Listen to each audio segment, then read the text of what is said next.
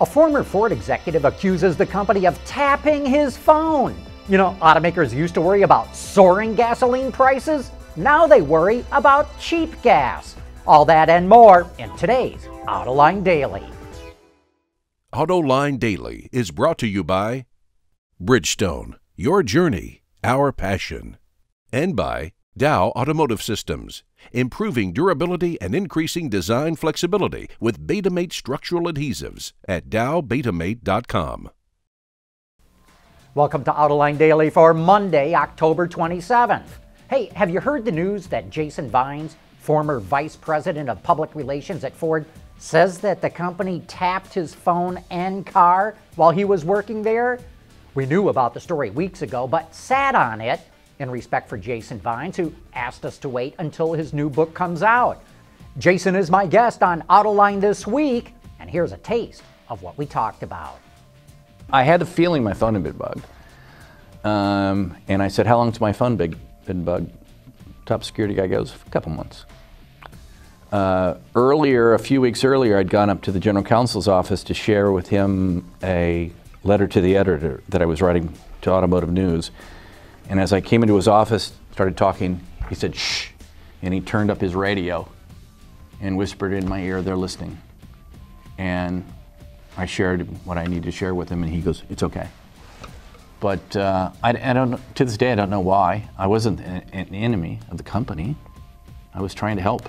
You were one of the senior officers of the company. Yeah, I was trying to help us get through this massive crisis with a really bad supplier who had no intention of helping the customer. This is the biggest bombshell in his new book titled, What Did Jesus Drive? But it's not the only bombshell, and you will want to see the show when it goes live on our website this Thursday. With prices for gasoline and diesel dropping dramatically in the U.S. market, automakers are worried about meeting CAFE and ZEV mandates, zero-emission vehicle mandates. At the SAE Convergence Conference last week, I hosted a panel discussion that included executives from Daimler, GM, Ford, and Fiat Chrysler, and they clearly see cheap fuel as a problem. If gas continues to go significantly below $3 a gallon, it's not going to make electric vehicles more affordable, said Jim Buskowski, Ford's Director of Electrical and Electronic Systems. You know, a year ago, a senior Toyota executive told me in private that if gas stays around $3 a gallon, there is no way the company will be able to meet CAFE or ZEV regulations by 2018. And if Toyota, the hybrid sales champion, says it cannot meet CAFE if gas is cheap, who can? You know, Toyota is still the top automaker in the world for the first 9 months of this year. The company sold 7.6 million vehicles, including its heavy truck division, Hino. Volkswagen reported sales of 7.4 million vehicles during the same time period, but that does not include its heavy truck units at MAN and Scania. But if you subtract Hino sales, Toyota is still ahead of VW with just under 7.5 million vehicles. GM is number 3 behind those two, selling 7.37 million vehicles so far this year. Speaking of car sales, Wards is forecasting solid sales for October in the U.S. Sales are expected to hit 1.28 million units, which translates to a SAAR of 16.4 million vehicles. And those are very good numbers. Does Formula One need to act a little bit more like the NFL? We sure think so. In F1, the front-running teams like Ferrari get the lion's share of TV revenue, while newer teams like Caterham and Marussia go begging. In fact, they just ran out of money. And both teams have announced they will be withdrawing from upcoming races. Chances are they're done for the season. Over in the NFL, teams from small cities like the Green Bay Packers or the Buffalo Bills get a good chunk of TV revenue from the NFL, which makes sure that everybody gets a piece of the pie. On the other hand, maybe Formula One wants these teams out so others can step in. And if rumors are true, one of those teams will be Audi. Reportedly, Audi will drop out of Le Mans and head over to Formula One. And the automaker is already said to be developing a turbocharged 6-cylinder engine it would use in the series. If it's true, this would be something of a comeback. Auto Union, the precursor to Audi, ran the iconic Silver Arrows in Grand Prix racing back in the 1930s. Recalls have reached epic proportions this year, one of the latest involving customers protesting against Volkswagen in China. And we believe these recalls will not be solved anytime soon.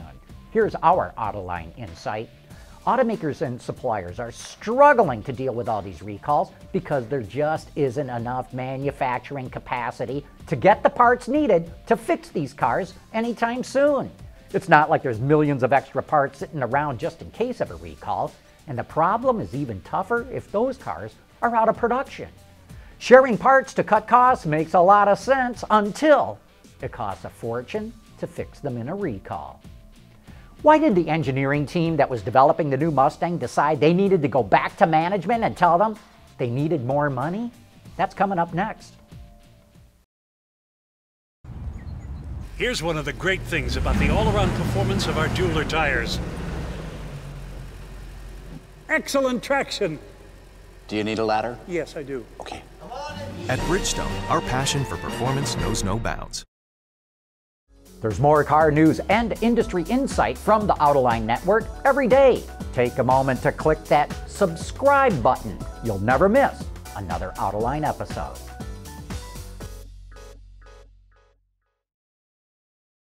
The highly anticipated Ford Mustang is just hitting dealerships right now, and that's why we invited Dave Pericek, the chief engineer of the new car, onto Autoline After Hours last week.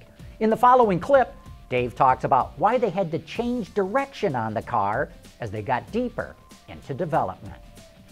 So when we started out, we all new Mustang, 50th anniversary, we're going to do it right. But there were a few things that we didn't want to modify, you know, for investment purposes and other reasons, right? And so front suspension and a few of the body components we were going to try to carry over. But as we got into development and as we really started working on the car, it became very apparent to us real fast that if we were going to do it and do it right, we had to just wipe the slate clean. And to do that, we had to convince the senior leadership at Ford. Cough up some money. Cough up some money. But you know what? We were committed to doing this car right.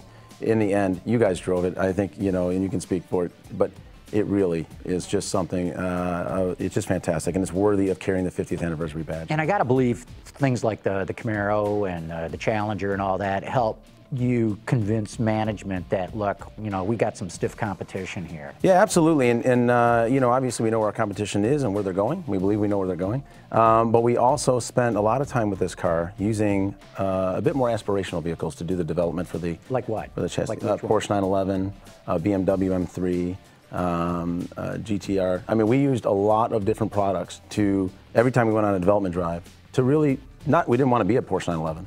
But understanding how they deal with certain situations, understand how they tune their car and what, you know, what is capable, we were able to make sure that we made this a Mustang, but the best performing Mustang that we've ever done. Wow. There's a lot of great info about the new Mustang in that show, so make sure you check it out on our website or on our YouTube channel. Anyway, that wraps up today's show. Thank you for watching.